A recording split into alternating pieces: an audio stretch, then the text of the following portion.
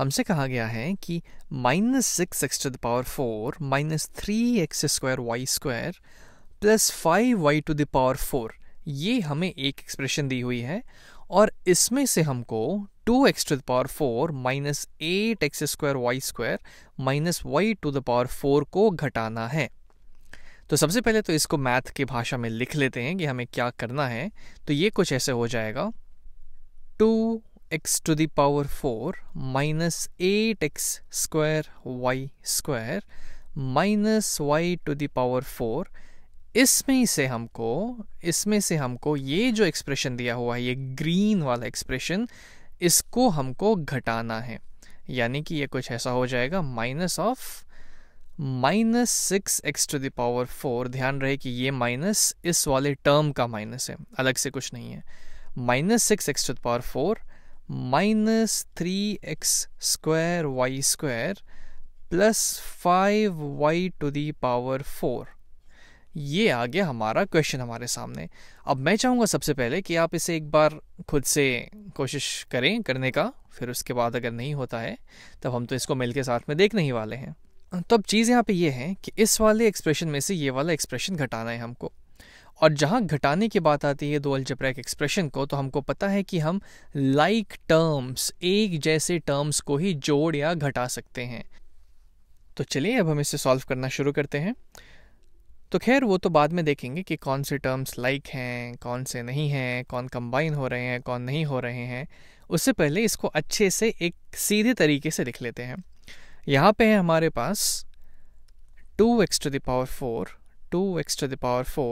Minus 8x² minus y⁴। अब यहाँ एक माइनस है जो कि इस पूरे एक्सप्रेशन के आगे खड़ा हुआ है। तो अगर मुझे यहाँ से ये ब्रैकेट्स हटाने हैं तो मुझे इस माइनस को इस पूरे पे डिस्ट्रीब्यूट कर देना पड़ेगा।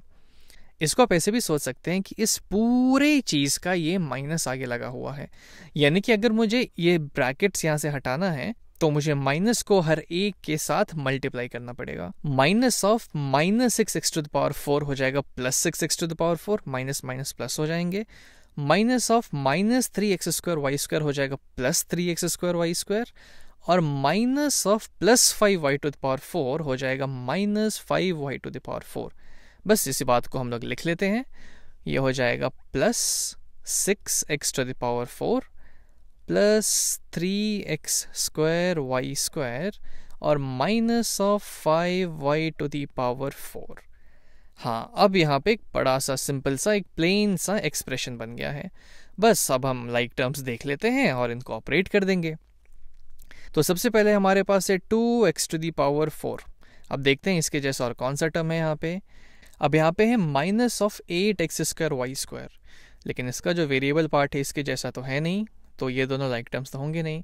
वैसे यहाँ पे है माइनस y⁴, ये भी नहीं होगा क्योंकि यहाँ पे है 2x⁴।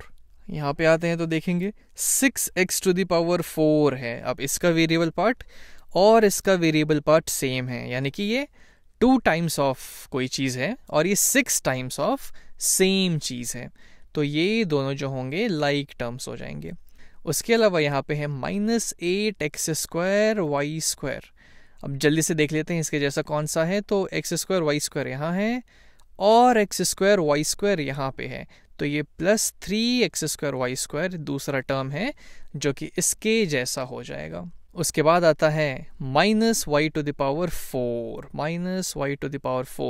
और इसके जैसा यहाँ पे माइनस 5y⁴। बस अब हम इन सब टर्म्स को एक साथ लिख के इनको कंबाइन कर लेते हैं। तो ये हो जाएगा 2x⁴ और प्लस 6x⁴।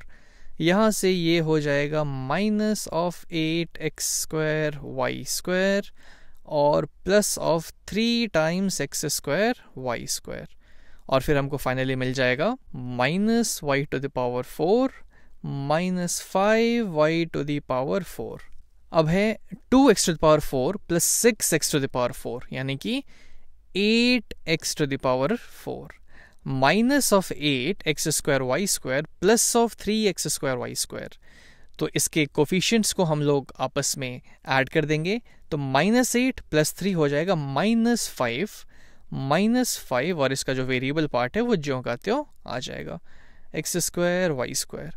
फिर है हमारे पास -y⁴ -5y⁴ -1y⁴ -5y⁴।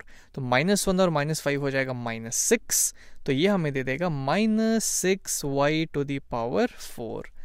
अब इसके बाद ये जो 3 टर्म्स आए हैं, इन तीनों में से कोई भी टर्म आपस में लाइक है नहीं, तब हम इसको यहीं पे छोड़ देंगे और ये जो पूरा एक्सप्रेशन जो हमसे करने के लिए बोल रहा था वो फाइनली ये हमें दे देगा और यही हमारा आंसर हो जाएगा।